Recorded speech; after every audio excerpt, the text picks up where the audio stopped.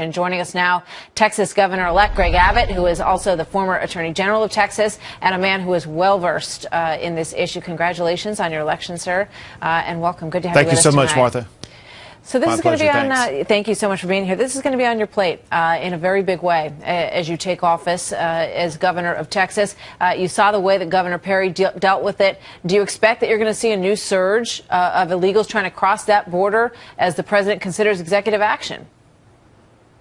Martha, for one, we are concerned that there will be a new surge in border activity, in part because of the potential action the president may take. But, Martha, remember this, and that is the border surge that all the national cameras showed earlier this year. That is nothing that is new in the state of Texas. We've had people crossing the border for years, and we've been involved in these sporadic surge operations by the Texas Department of Public Safety to staunch the flow of cross-border activity, necessitating that Texas open up its checkbook and pay for this. Yeah. What we are expecting the federal government to do is to, for one, the president not to open the floodgates of the border, but two, for the federal government to pay for the cost that Texas has incurred. You know, Governor Perry had talked about not having a heart if you don't understand the plight of families that are separated across this border and people who've been here for a very long time, children who were brought across the border under the age of 16. And he has had some sympathy for some of these situations. Do you share those sympathies? Well, Martha, we share the sympathies, and Martha, my family is multicultural. My wife is Hispanic, and it's part of one of the things that was shown in this election. Even though my wife is going to be the first Hispanic First Lady in the history of the state of Texas, we found the Hispanic community in Texas agrees with the Republican position of securing the border, because I got more than 50% of the male Hispanic vote, about 44% of the overall Hispanic vote.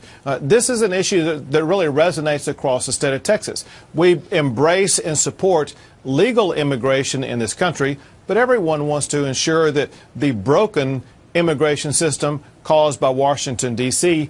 gets fixed. All right, so there's a lot of talk on compromise. The president has said that he will take executive action before the end of the year, most likely. He said quite clearly that he will do whatever is within his legal power to see this issue through, because he feels that Congress has dropped the ball. What are you expecting from the White House?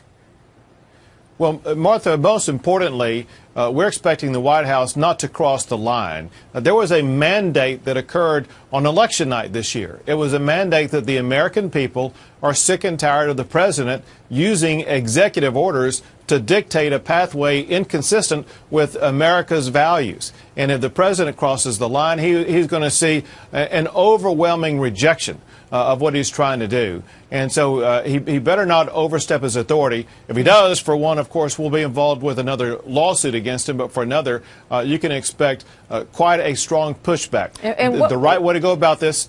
Go ahead. What form would that take? I mean, you know, it does look like the president will do some form of amnesty for some families that have family members who have crossed the border already. What will you do in response? Well, for one, we will add yet another lawsuit against the Obama administration. Two, I fully expect both the House and Senate to push back strongly once the new Senate is sworn in, and they will correct whatever overreach the president has done. But three, this is going to lead to a tremendous backlash across all Americans about the dictatorial way the president is going about trying to enact policy in the United States of America. I guess what I'm getting at here is there middle ground for you? Is there compromise with the president on this issue for you, and what does it look like? The answer is absolutely yes. What Texas believes in and what I think Americans believe in is there is a step-by-step process that we can achieve immigration reform. The first step is to secure the border. As long as we have an open border, as long as the immigration laws are not enforced, as long as the president is inviting people to come here illegally, we will never see a secure border. So we must start with securing the border. All right. Close the border first and negotiate from there. Greg Abbott, thank you very much. Good to have you with us today. Thank you so much. Many thanks.